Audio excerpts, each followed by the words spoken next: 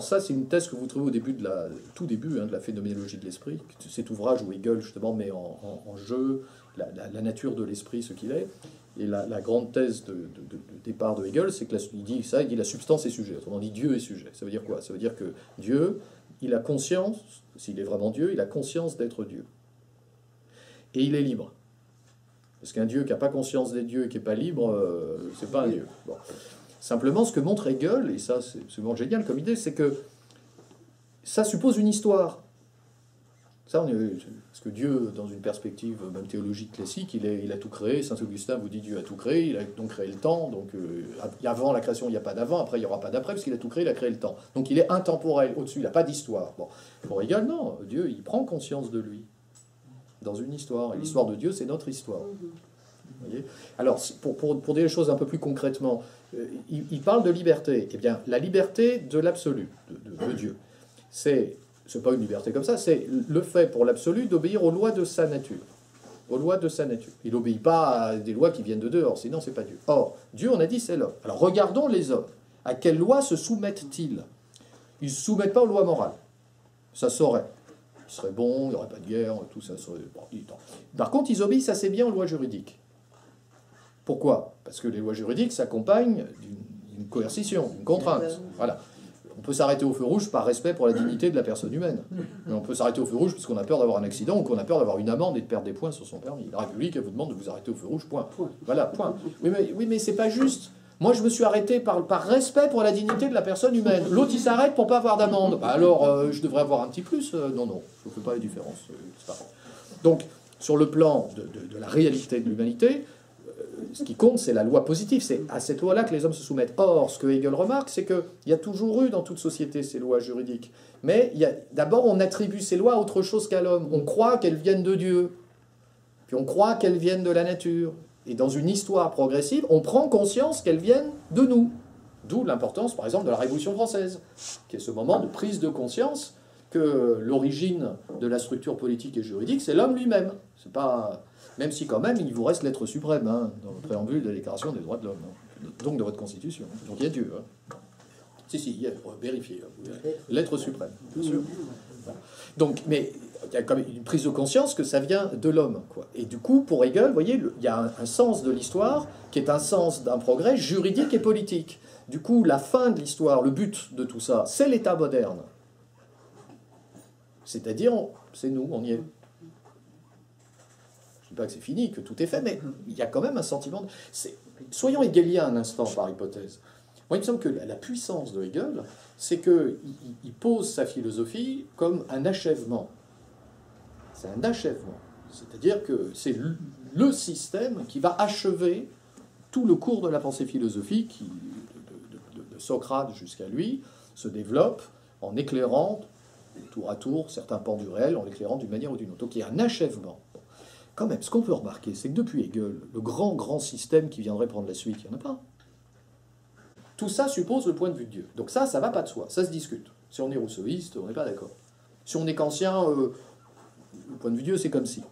Mais je fais remarquer quand même que cette idée d'achèvement, peut-être même d'épuisement, c'est une idée qui est quand même bien dans nos esprits, non?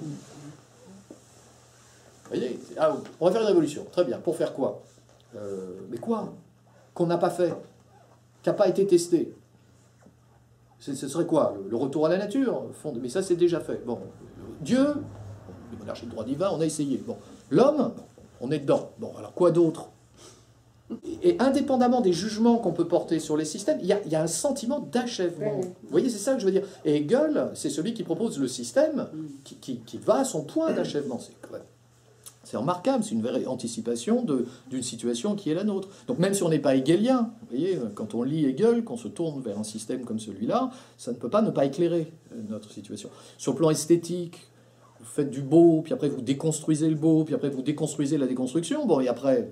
Vous voyez, quand vous êtes un futuriste du début du XXe siècle, que vous êtes italien, que vous voulez peindre, on va vous dire, mais qu'est-ce que tu vas faire après Botticelli? Bon, alors si vous êtes futuriste, vous dites, mais moi, j'en ai rien à faire. Moi, je suis pour la fermeture des musées, moi, je suis pour la création d'un art nouveau, à partir duquel, maintenant, on va décompter. Bon, très bien, c'est fait. Et alors, après? Vous voyez? Donc, il y a quelque chose, quand même, dans la la situation qui est la nôtre, qui est éclairée par Hegel, même si on n'est pas hegelien. L'idée qu'il y a un achèvement de l'histoire dans l'état moderne. On y est. Un achèvement de la philosophie elle-même, qui dit le réel, il est en soi, le réel, il est en nous, le réel, il est entre les deux. Bon, d'accord. Il ne dit pas que tout est mort. Ça veut dire que la révolution... alors peut-être que si Rousseau a raison, il y a des régressions possibles. Hein. Si on reprend les positions en présence qu'on a repérées là, on trouve ou bien l'idée d'un achèvement, d'une fin de l'histoire, qui serait un achèvement, bon, au-delà de laquelle il n'y aurait pas d'autre chose. Bon.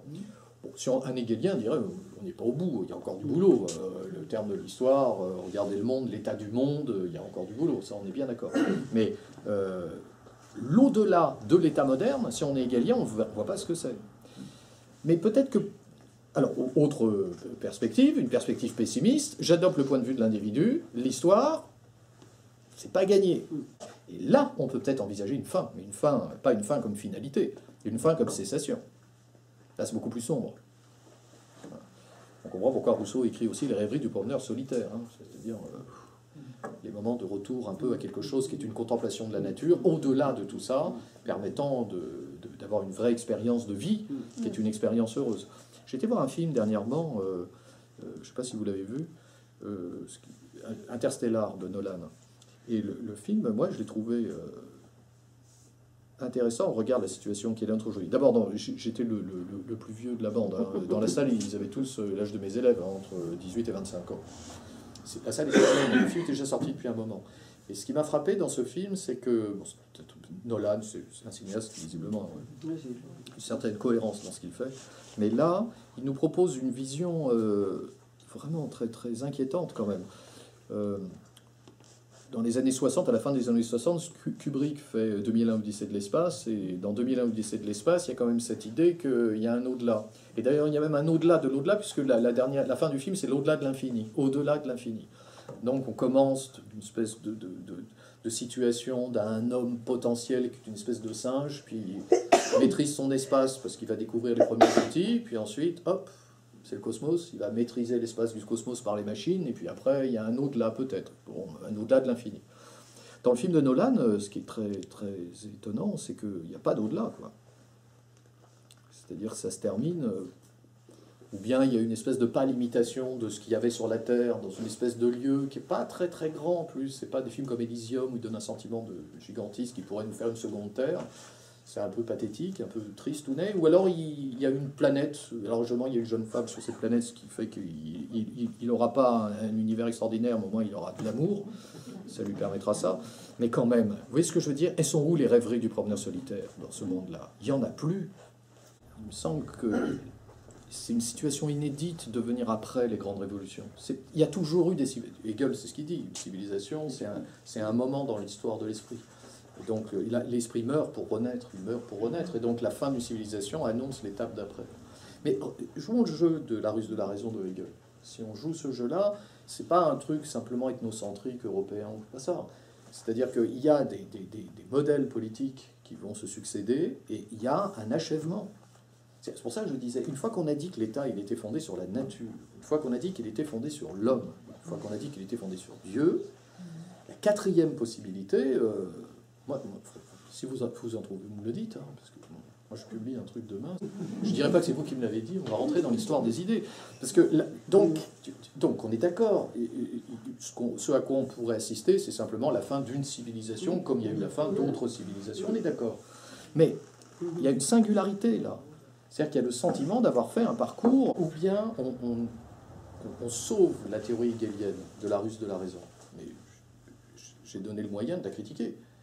C'est-à-dire d'adopter le point de vue du sujet fini et de dire que cette théorie, c'est une théorie tout à fait discutable et qui, au contraire, devrait nous permettre d'envisager un pessimisme et un effondrement de tout. Mais si on joue le jeu de la théorie hegelienne de la ruse de la raison, cette théorie-là, elle nous parle d'un achèvement.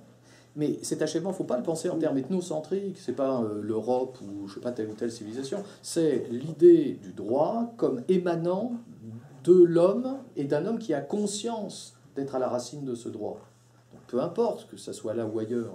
Donc là, il y a une dimension d'universalité. Hegel de ce point de vue-là, c'est un héritier des Lumières. Il met en avant l'universel dans le particulier. Ce qui l'intéresse, c'est pas le particulier, c'est pas de faire de préconiser un modèle européocentriste ou je sais pas quoi. Il met en avant l'universel. Donc simplement, ce que j'évoque là, c'est ou bien une thèse de type hegelien qui veut sauver ça et qui dit il y a un achèvement. Donc on peut être optimiste. On peut être optimiste. Les sentiments qu'on a de l'écroulement, du non-respect des institutions, tout ça, c'est des sentiments vus de l'intérieur. Mais du point de vue de l'absolu, c'est peut-être qu'un moment dialectique qui va annoncer un dépassement dans quelque chose. Voilà. Ou au contraire. Moi, quand j'évoquais Nolan tout à l'heure, je l'évoquais au contraire dans une perspective pas hegelienne. C'est-à-dire, ou bien cette ruse de la raison n'est qu'une illusion. C'est une illusion. Le point de vue de Dieu, il n'est pas accordé à l'homme. D'ailleurs, il n'y a peut-être pas Dieu. Et donc, si j'adopte le point de vue du sujet fini, alors il est possible que l'histoire soit un effondrement dans quelque chose qui est absolument dramatique. La description de la fin du second discours de Rousseau qui se termine avec le despotisme et sa tête hideuse qui dévore tout sur son passage. Donc ça, c'est pas... Tu vois. Mais là, il y a un choix philosophique à faire. Mais moi, il me semble que quelqu'un qui jouerait le jeu d'une pensée hegelienne, donc finalement optimiste, et qui vivrait avec le sentiment d'un achèvement, c'est-à-dire, il n'y a pas de révolution possible. C'est fait, refait, etc. Celui-là, il ne se détournera pas nécessairement ni de la philosophie ni de l'action. Il retrouvera peut-être une perspective finalement assez stoïcienne ou assez proche des sagesses antiques. Une fois qu'on a dit ça, eh ben, il reste à vivre. La vie. Voilà, une fois qu'on a dit ça, il faut vivre. Le mieux possible. Et voilà, et maintenant, ici, voilà. Et pour vivre maintenant, on a besoin aussi d'une philosophie, on a besoin de choses qui permettent d'éclairer. Mais c'est beaucoup plus humble. C'est beaucoup plus humble. Donc là, on n'est plus dans le grand système qui permet d'annoncer les achèvements. Tu vois ce que je veux dire? Là, ce soir, je te pose le problème. Et il me semble que là, idéologiquement, on assiste, ce que tu évoques, le sentiment d'effondrement, que ça ne tient plus, que la civilisation, c'est plutôt une crise de ça. Hein. On est plutôt dans une crise de cette espérance, dans un au-delà qui va venir, enfin d'un achèvement. Ah non, il y a plutôt une espèce de pessimisme ambiant qui ressemble plus à la prémonition d'une fin. Pour ça, le film de Nolan, moi je l'ai trouvé... Mais sur ce point-là, je pensais à ça, parce que ça se termine sur une planète aride. Donc, il n'y a pas de solution achevée, il n'y a pas de modèle politique idéal, il n'y a pas de tout ça. Et il n'y a même plus la rêverie du promeneur solitaire. Il n'y a même plus la possibilité d'être sur les bords, sur les rives du lac de Bienne, et de contempler quelque chose qui est de l'ordre d'une nature. Il n'y a même plus ça. Tout repose, dans ce qu'on vient de voir, si on est hegelien, sur l'idée qu'il n'y a pas de hasard. Pas de hasard. Hegel lui-même, quand même, dans l'Encyclopédie des sciences philosophiques, discute la question en admettant qu'il peut y avoir une part de la réalité contingente, enfin que c'est pas, il faut distinguer la réalité effective, qui, elle, exclut le hasard. Parce que je pense à ça parce que tu évoques ces hommes de l'œuvre en prenant l'exemple des attentats du 11 septembre. 11 septembre, c'est-à-dire les attentats des Twin Towers aux États-Unis. Ce qui est frappant, si on lit ça de manière hegelienne, on va se dire que ce qui est à l'œuvre là, c'est des passions déchaînées qui vont produire dialectiquement le contraire de ce qu'elles visent. Donc il y a un type qui organise des attentats, la Ben Laden, avec sa clique, là, ils organisent un truc. Alors ils envoient 3 avions, il y en avait 4 même, un sur le Pentagone, un quatrième qui s'est écrasé, 2 sur les Twin Towers. On peut imaginer que du point de vue de l'agent, du point de vue de celui qui est ému par une passion, on en envoie 4 parce qu'on espère en avoir au moins un. Si on en a un, c'est bon, déjà ça va cogner, c'est un bon truc. Bon. Ce qui est frappant, c'est que quand les attentats ont eu lieu, je ne sais pas si vous vous souvenez, si vous vous souvenez nécessairement, il faisait un temps extraordinaire. Le ciel était bleu, enfin vraiment, tous les caméscopes de la Terre étaient là, enfin, vraiment Hollywood. Quoi. Et alors, sur les 4, il y en a 3 qui ont atteint leur cible. Celui qui a touché le Pentagone, celui-là, il n'y a pas beaucoup d'images, c'est pas celui qui a le plus frappé les imaginaires. Les 2 qui ont frappé les Twin Towers, extraordinaires. Alors là, les images incroyables, le bleu du ciel. Bon. Ça a provoqué un effet, évidemment. Il y a eu la guerre en Afghanistan, puis la deuxième guerre du Golfe, et puis ça a créé une réaction en chaîne extraordinaire. Soyons hegeliens un instant. La ruse de la raison. Si je suis hegelien, je veux dire, mais finalement, la passion de celui qui provoque les attentats produit un choc en retour qui n'entrait pas dans ses vues. Parce que 1, ça va. 3, ça commence à faire beaucoup. Le bleu du ciel, mais alors là, il espérait peut-être pas quand même que l'Afghanistan allait tomber dans les mois qui allaient suivre, etc. C'était trop, quoi. Si on est hegelien, à ce moment-là, il faut soutenir que ça n'a pas lieu par hasard. Puisque là, on a la passion comme moteur du progrès qui va provoquer dialectiquement la chute d'abord des talibans en Afghanistan, puis la chute de Saddam Hussein, puis la situation que nous connaissons qui est chaotique, mais qui dialectiquement n'est qu'un moment qui va avoir l'avènement peut-être d'un état de droit dans cette région du monde dans les 50 ans qui viennent. De toute façon, on est hegelien, on va dire, voilà, c'est l'état moderne qui est en marche. Bon, alors là, en revanche, peut-être qu'il y a un problème, effectivement, parce que dans ce que je viens de décrire, vous voyez bien que tout joue un rôle, y compris le bleu du ciel. Or, le hasard, dit Cournot, c'est la rencontre accidentelle de séries causales indépendantes. Vous avez une série causale qui produit un effet. Il n'y a pas de hasard dans la série. Le vent souffle, la tuile tombe. Pas de hasard.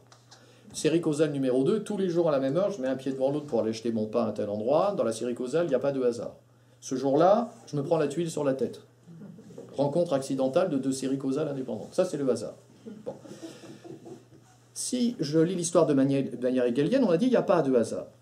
Donc ça veut dire qu'il y a une série causale qui provoque le bleu du ciel, une série causale qui provoque la chute de la tour numéro 1 avec l'avion numéro 1, une série causale. Et toutes ces séries causales, elles ne sont pas indépendantes s'il n'y a pas de hasard. Il y a une cause commune qui explique à la fois le bleu du ciel et l'attentat. Alors bon courage pour trouver. Donc vous voyez, il y a comme une résistance. Il y a vous voyez, c'est pour ça que je parlais du point de vue de Dieu. Vous voyez, il faut adopter le point de vue de Dieu. Alors évidemment, si je peux adopter le point de vue de Dieu, tout s'inscrit. Il y a une cause commune, une cause première qui est une cause commune, et du coup, toutes les séries causales, elles ne sont pas indépendantes. Mais si je ne peux pas le faire, ça veut dire que de mon point de vue à moi, c'était pas joué d'avance. Donc, de mon point de vue à moi, peut-être qu'il y a du hasard. Et s'il y a du hasard, c'est pas gagné. Et là, on retrouve une vision pessimiste possible, en tout cas, enfin une vision pessimiste, en tout cas une vision de l'histoire qui nous dit nous ne trouverons jamais dans l'histoire de l'homme que ce que nous y mettrons d'abord nous-mêmes.